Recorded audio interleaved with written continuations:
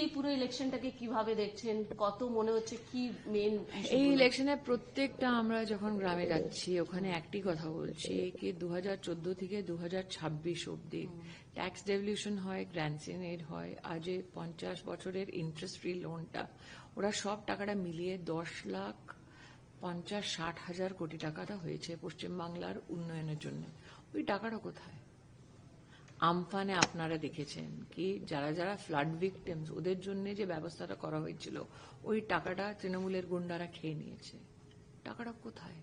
তৃণমূলের কত নেতাদের বাড়ি থেকে ক্যাশ পাওয়া যাচ্ছে, ওই টাকাটা কিভাবে ওদের বাড়িতে পৌঁছিয়েছে? তৃণমূল কংগ্রেসের সরকারে মালদায় জাজকে হস্টেজ নেওয়া হয়েছে, প্যারামিলিটারি ফোর্সকে জাজকে রিলিজ করতে হয়েছে। কেন এই অবস্থা পশ্চিমবাংলার? এই সব প্রশ্ন নিয়ে আমরা গ্রামে গ্রাম, মাঠে মাঠ, পাড়ায় পাড়ায় যাচ্ছি, কিন্তু তৃণমূল কংগ্রেস ঝালমুড়ি পলিটিক্স করতে চায়, মাছের পলিটিক্স করতে চায়, এই জবাবটা দিতে চায় না কি 10 লাখ কোটি টাকা কোথায় গেছে। কিছু ওরা তো আপনাদের বাহারিগত বলছে আপনারা কত ড্রামা করছেন, বাঙালি তৃণমূলের না। কত নেতা যারা ওরা পাঠিয়েছে, ওরা বাংলা বলতে পারে বলুন তো?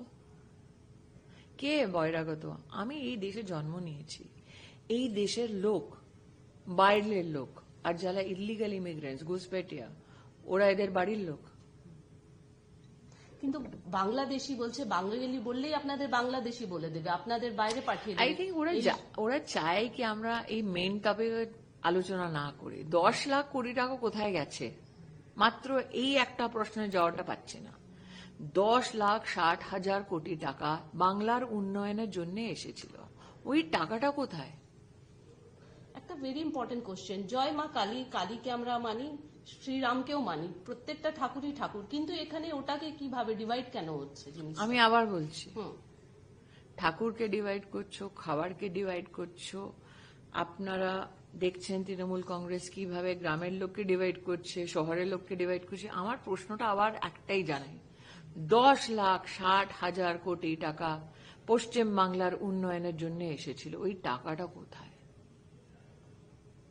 শুধুমাত্র এই কথাটা করা উচিত। দুদিন বেঁচে আছে, একটি পাড়ায় গিয়ে হিসাব দিতে হবে ওই টাকাটা কোথায় গেল।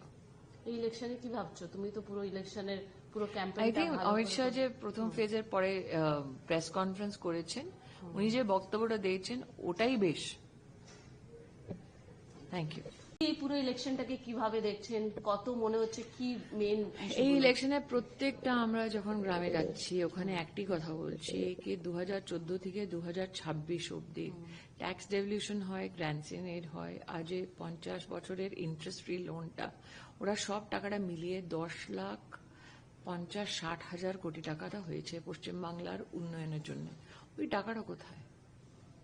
আমফানে আপনারা দেখেছেন কি যারা যারা ফ্লাড ভিকটিমস ওদের জন্য যে ব্যবস্থাটা করা হয়েছিল ওই টাকাটা তৃণমূলের গুন্ডারা খেয়ে নিয়েছে।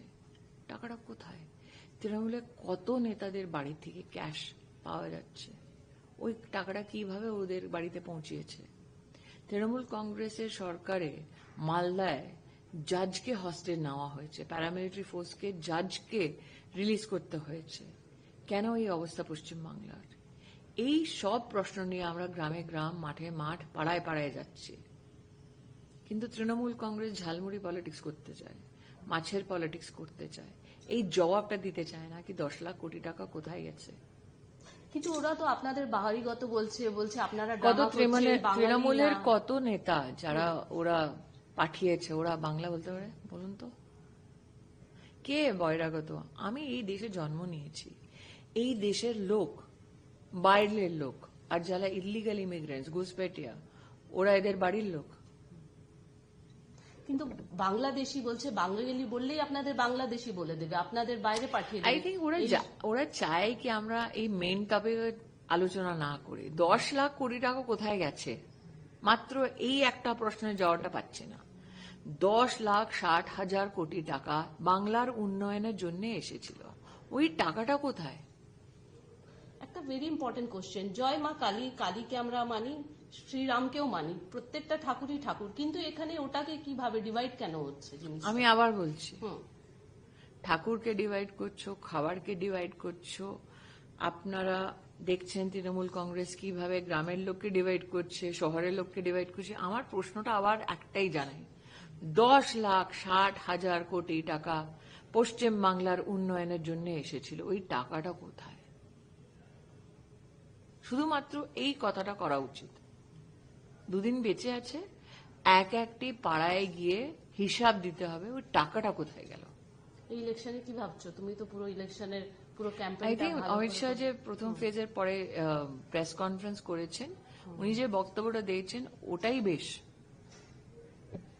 Thank you.